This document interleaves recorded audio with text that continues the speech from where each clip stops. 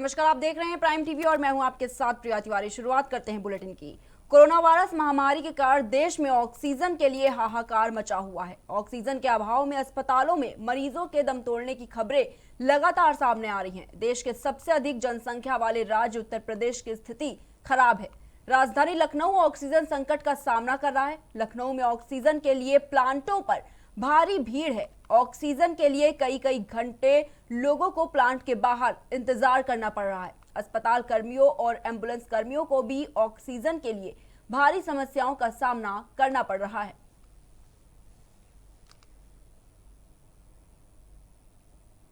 तो ऑक्सीजन के लिए कई कई घंटों तक लोगों को प्लांट के बाहर उनको इंतजार करना पड़ रहा है। आपको बता दें कि उत्तर प्रदेश की स्थिति इसमें सबसे ज्यादा खराब है। राजधानी लखनऊ ऑक्सीजन संकट का सामना कर रहा है। वहीं लखनऊ में ऑक्सीजन के लिए प्लांटों पर भारी भीड़ है। ऑक्सीजन के लिए कई कई घंटों तक लोगों को बड़ा इंतजार करना पड़ रहा है और साथ में अस्पताल कर्मियों और एम्बुलेंस कर्मियों को भी ऑक्सीजन के लिए भारी समस्याओं का सामना करना पड़ रहा है।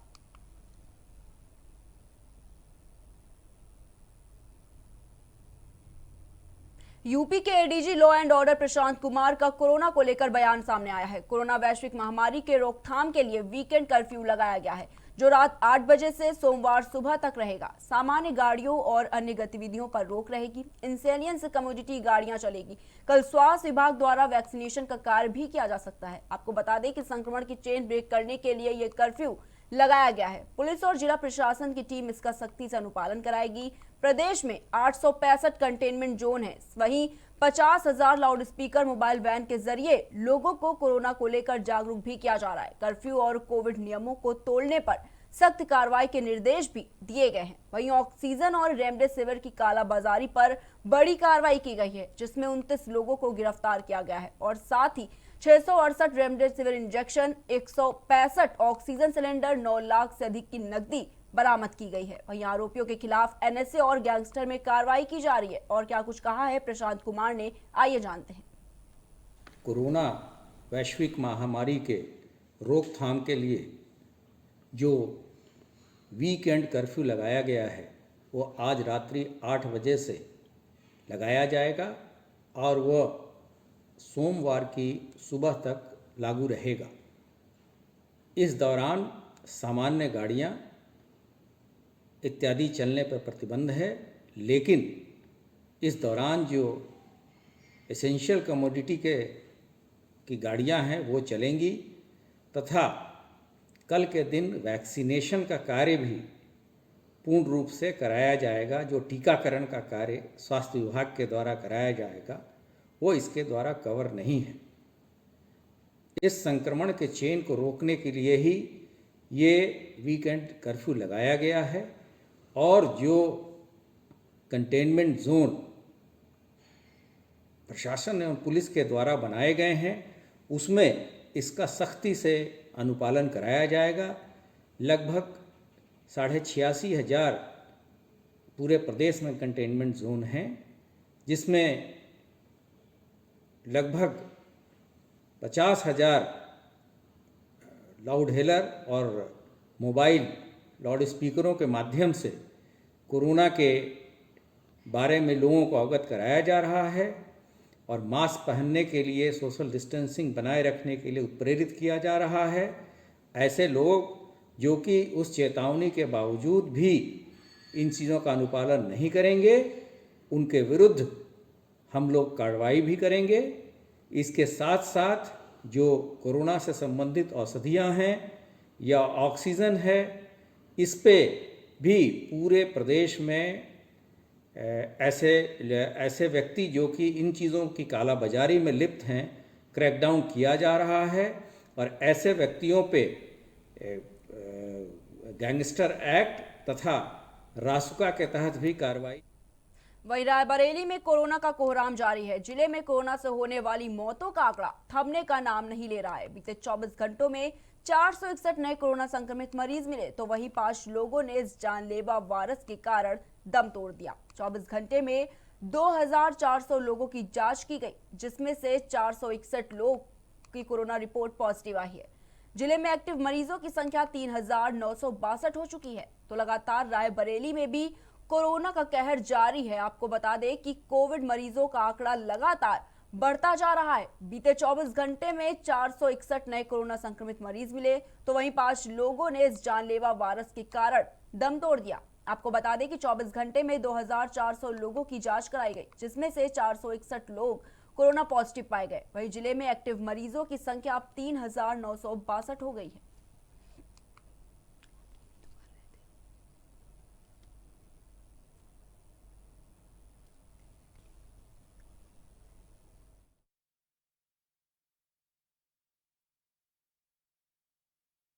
बरेली जिला अस्पताल में अव्यवस्थाओं का बोलबाला है। यहाँ पर सामान्य मरीजों के साथ ही एक कोविड की डेड बॉडी रखी हुई है, लेकिन जिला प्रशासन कहीं भी ध्यान देने के लिए नहीं है। लोग अपने पैसे से ऑक्सीजन ला रहे हैं और उसको लगाने वाला भी कोई नहीं है। सीमों से बात करो तो बोलते हैं देखते हैं, लेकिन कोई भी ध्यान नहीं दे रहा। आप देख सकते हैं यहाँ पर कितनी भयावह स्थितियाँ हैं। मरी हुई लाशें रखी है लोगों के बीच में, लेकिन जो है कोई भी नहीं सुनने वाला है। इतनी भयावह स्थितियाँ हो गई है कि मूक दर्शक बने हैं पूरा प्रशासन।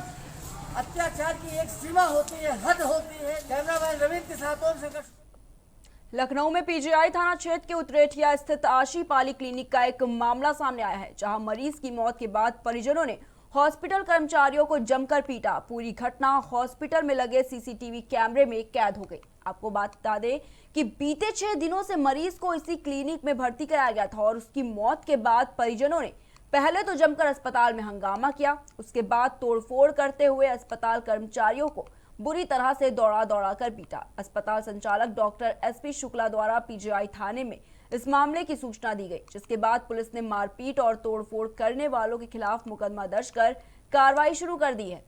तो खबर हम आपको ये लखनऊ से बता रहे हैं, जहां पर हॉस्पिटल में मरीज की मौत हो गई। आपको बता दें कि इस घटना के बाद परिजनों ने हंगामा करना शुरू कर दिया, उसके बाद तोड़फोड़ करते हुए अस्पताल कर्मचारियों को बुरी तरह से पीटा। वहीं अस्पताल संचालक डॉक्टर एसपी शुक्ला द्वारा पीजीआई थाने में इस मामले की सूचना दी गई, जिसके बाद पुलिस ने मारपीट और तोड़फोड़ करने वाले के खिलाफ मुकदमा दर्ज किया है और आगे की कार्रवाई शुरू कर दी है।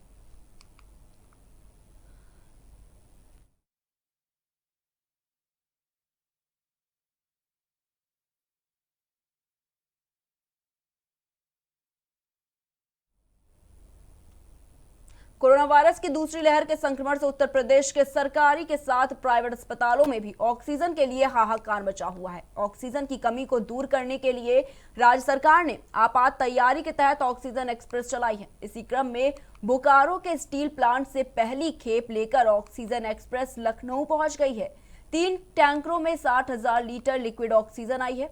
इसमें 3 टैंकर 60,000 लीटर लिक्विड ऑक्सीजन लेकर लखनऊ पहुंचे हैं। वहीं दूसरी ऑक्सीजन एक्सप्रेस 4 टैंकरों को लेकर बोकारो के लिए लखनऊ से रवाना भी कर दी गई है। बता दें कि रेलवे ने इस ऑक्सीजन एक्सप्रेस के लिए विशेष तौर पर ग्रीन कॉरिडोर बनाया है, यानी ट्रेन बिना कहीं रुके सीधे बोकारो पहुंचेगी। तो ये बड़ी खबर है लखनऊ से, जहां एक तरफ ऑक्सीजन के लिए अस्पतालों में हाहाकार मचे, तो वहीं दूसरी तरफ एक अच्छी खबर भी सामने आई है। आपको बता दें कि ऑक्सीजन की कमी को दूर करने के लिए राज्य सरकार ने आपात तैयारी के तहत ऑक्सीजन एक्सप्रेस चलाई है। इसी क्रम में बोकारो के स्टील प्लांट से पहली खेप लेकर ऑक्सीजन एक्सप्रेस लखनऊ पहुंच गई है। जी हां, 3 टैंकरों में 60,000 लीटर लिक्विड ऑक्सीजन आई है। इसमें से 3 टैंकर 60,000 लीटर लिक्विड ऑक्सीजन लेकर लखनऊ पहुंचे हैं। तो वहीं दूसरी ऑक्सीजन एक्सप्रेस 4 टैंकरों को लेकर बोकारो के लिए लखनऊ से रवाना भी कर दी गई है। बता दें कि रेलवे ने इस ऑक्सीजन एक्सप्रेस के लिए विशेष तौर पर ग्रीन कॉरिडोर बनाया है,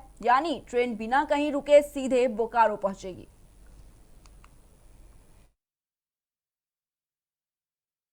हमारा 7 फिलिंग स्टेशन है, सभी को बांट के हम लोग दे देंगे।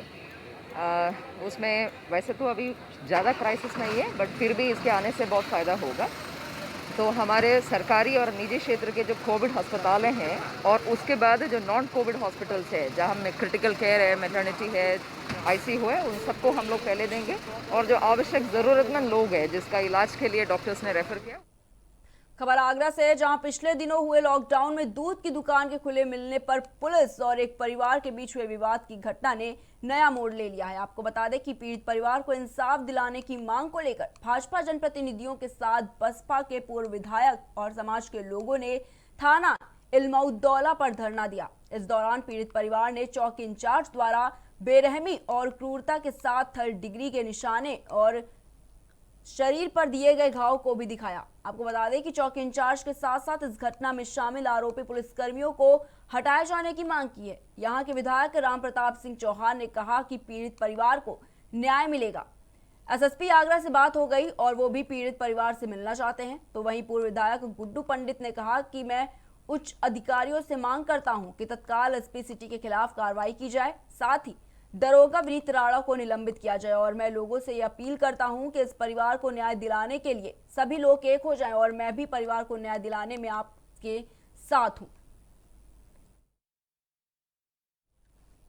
तो खबर हम आपको ये आगरा से बता रहे हैं, जहां पर परिवार में 3rd डिग्री देने का मामला सामने आया है। आपको बता दें कि बेरहमी और क्रूरता के साथ 3rd डिग्री के निशानों और शरीर पर दिए गए घाव को भी दिखाया गया है। जहां चौकी इंचार्ज के साथ साथ इस घटना में शामिल आरोपी पुलिसकर्मियों को हटाए जाने की मांग की गई है। यहां के विधायक राम प्रताप सिंह चौहान ने कहा है कि पीड़ित परिवार को न्याय मिलेगा। वहीं एसएसपी आगरा से बात हो गई और वो भी पीड़ित परिवार से मिलना चाहते हैं। तो वहीं पूर्व विधायक गुड्डू पंडित ने यह कहा है कि मैं उच्च अधिकारियों से मांग करता हूं कि तत्काल एसपी सिटी के खिलाफ कार्रवाई की जाए और साथ ही दरोगा विनीत राणा को निलंबित किया जाए और मैं लोगों से अपील करता हूं कि इस परिवार को न्याय दिलाने के लिए सभी लोग एक हो जाएं और मैं भी परिवार को न्याय दिलाने में आपके साथ हूं।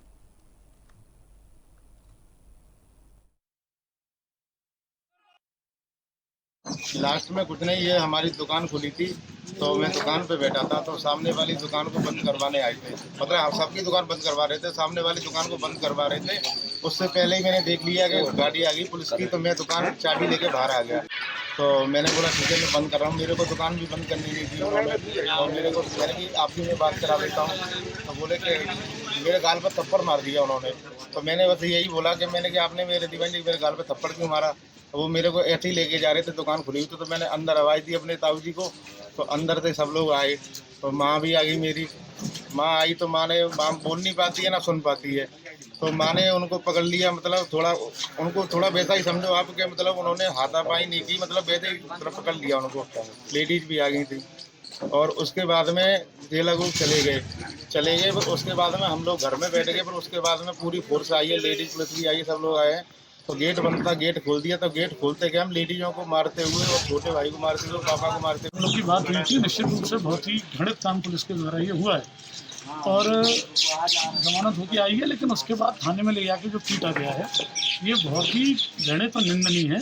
मेरी एसएसपी आगरा से बात हो चुकी है। निश्चित रूप से जो भी दोषी होंगे आप विश्वास रखिए उनके खिलाफ कार्रवाई होगी और सख्त कार्रवाई उनके खिलाफ होगी। महिलाओं के साथ इस तरीके का उत्पीड़न किया है, जो अपनी जो चोट है उसको बताने में भी वो शर्मा रही हैं। तो क्या कहेंगे इसके ऊपर कि पुलिस के खिलाफ कार्रवाई होगी या निलंबित की कार्रवाई होगी या कुछ उसको खिलाफ मुकदमा पंजीकृत कराया जाएगा आरोपी? मेरी एसएसपी से यहाँ आने से पहले भी मेरी एसएसपी से बात हुई है, निश्चित रूप से कार्रवाई होगी और हम सब लोग। फिलहाल के बुलेटिन में इतना ही। देश दुनिया की तमाम बड़ी खबरों को देखने के लिए देखते रहिए प्राइम टीवी।